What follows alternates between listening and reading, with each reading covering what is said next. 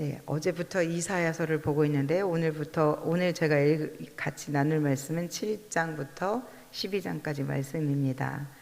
이사야는 구원을 하시라는 뜻을 가지고 있습니다.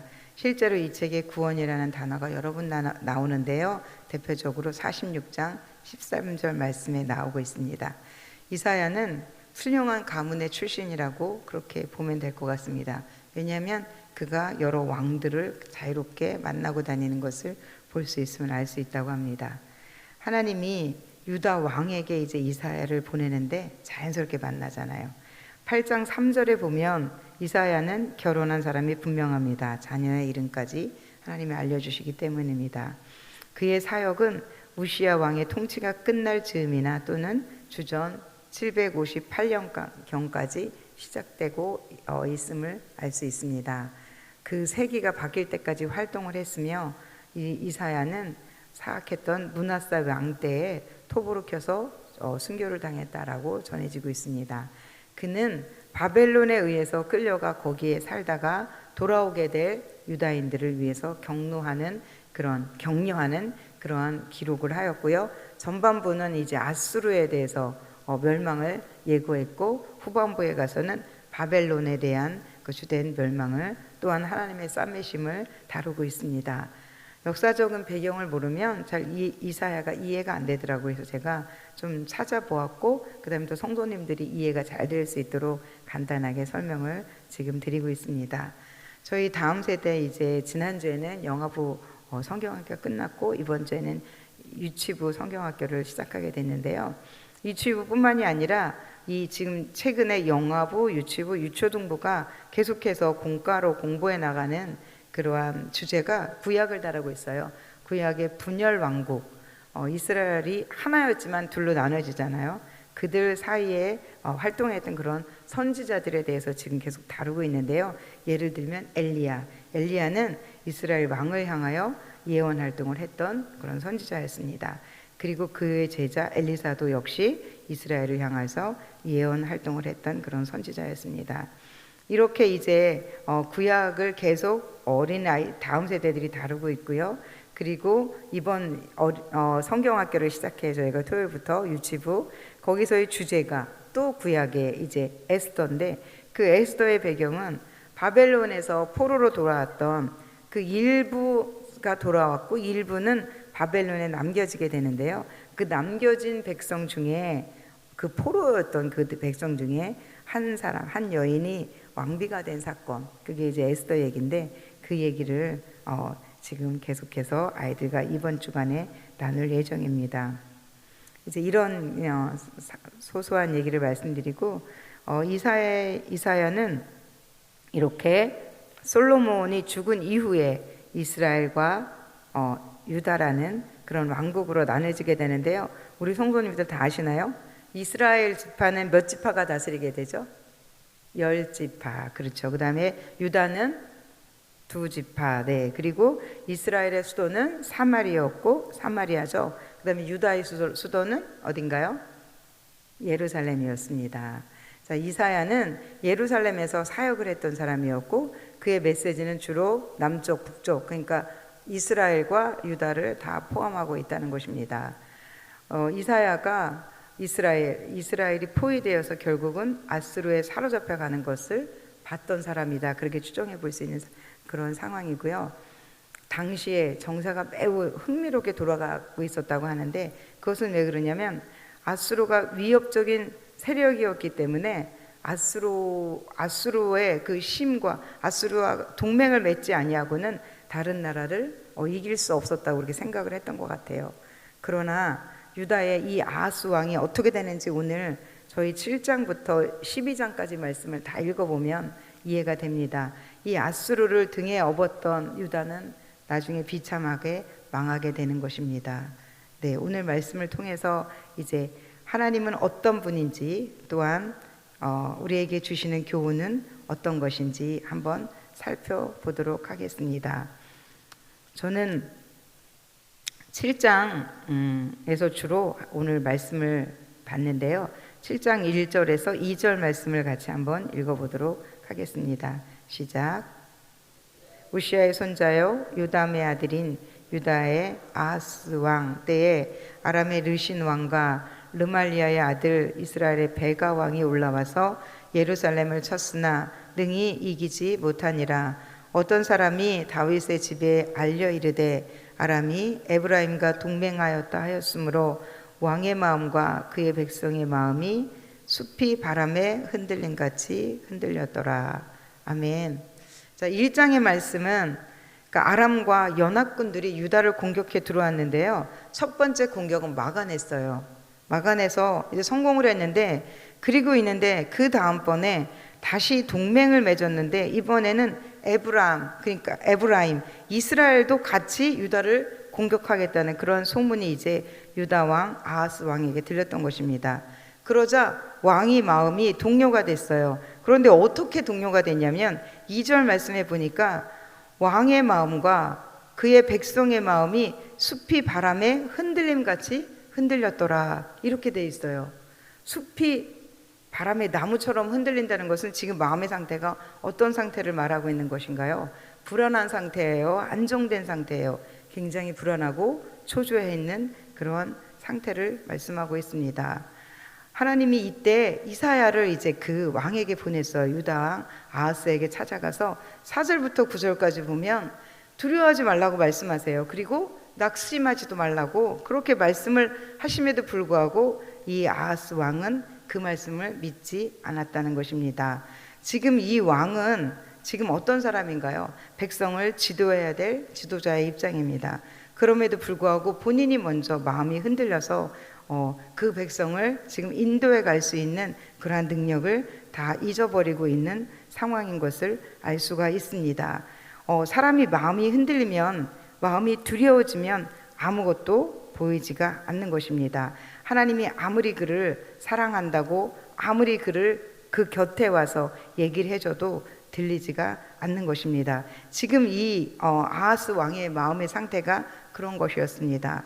우리가 이제 이 말씀을 통해서 받아야 될 교훈은 어떠한 우리 앞에 그러한 정말 고난이 찾아오고 힘든 역경이 찾아온다 할지라도 우리가 찾아야 될 사람이 누굴까요? 먼저 하나님을 찾아야 되는 것입니다. 하나님부터 오는 그러한 그 힘을 받고 그 용기를 받아야만이 이처럼 이 아하스 왕처럼 두려워하지 않고 그렇게 놀라지 않는다는 것을 볼 수 있습니다. 이 새벽에도 우리는 이 세상을 살아가면서 겪게 되는 많은 어려움들을 겪고 오신 분들이 계실 것입니다. 또한 그 상황 가운데 계신 분들도 계실 것입니다.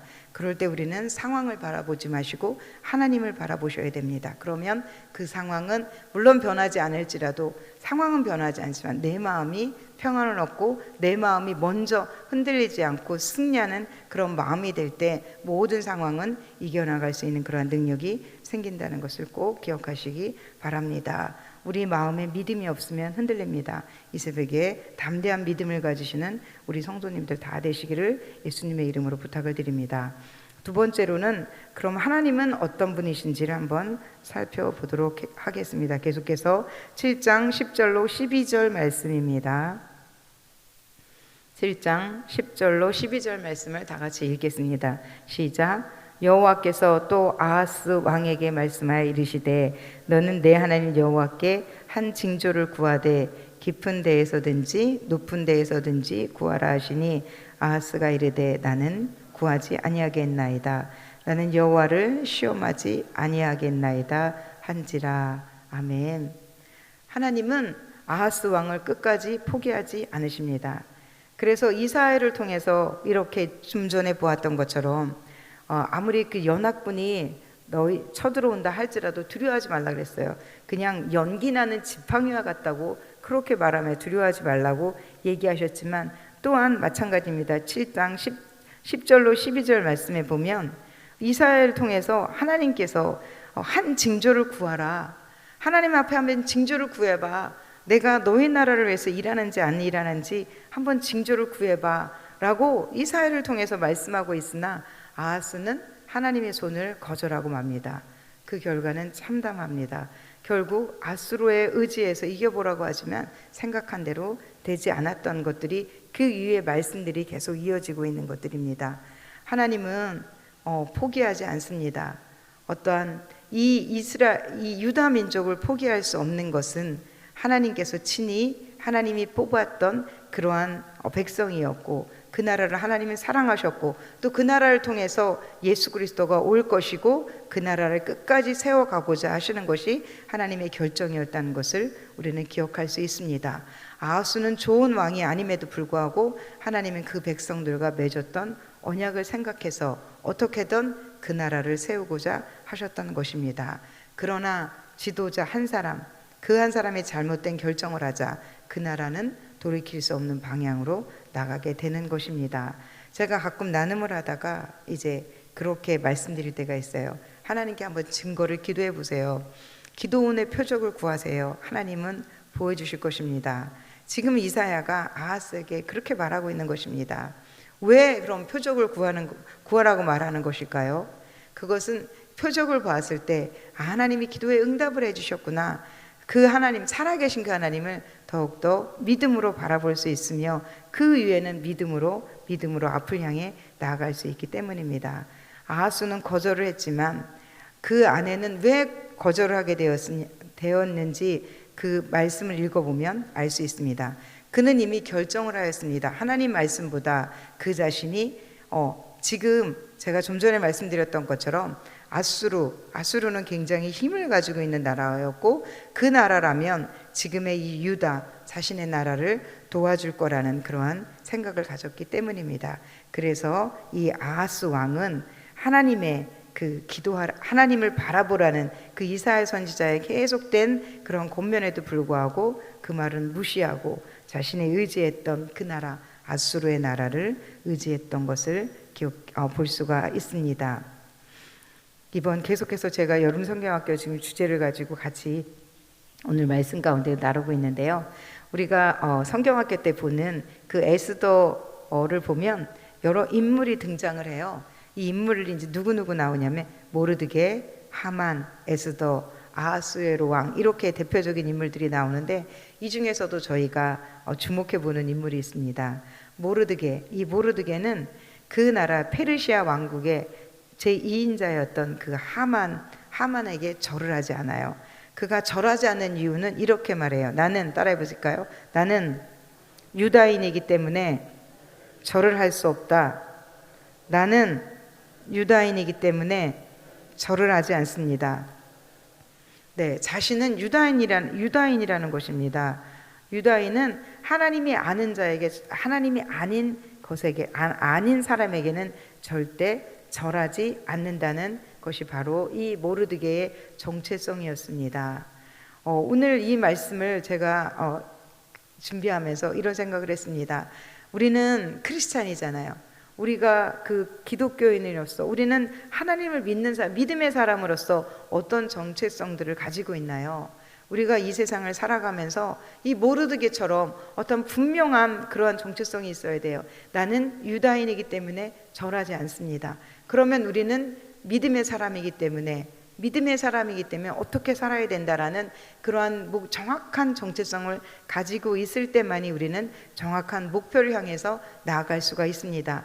이 새벽에도 내 안에 아직도 크리스찬으로서요, 믿음의 사람으로서의 정체성이 없다면 잘 점검해 보시는 그러한 시간 되었으면 좋겠습니다. 그것이 정확하게 우리 안에 생겨날 때 우리는 정확한 목표를 가지고 하나님을 향해서 온전히 나아갈 수 있다는 것을 기억하셨으면 좋겠습니다.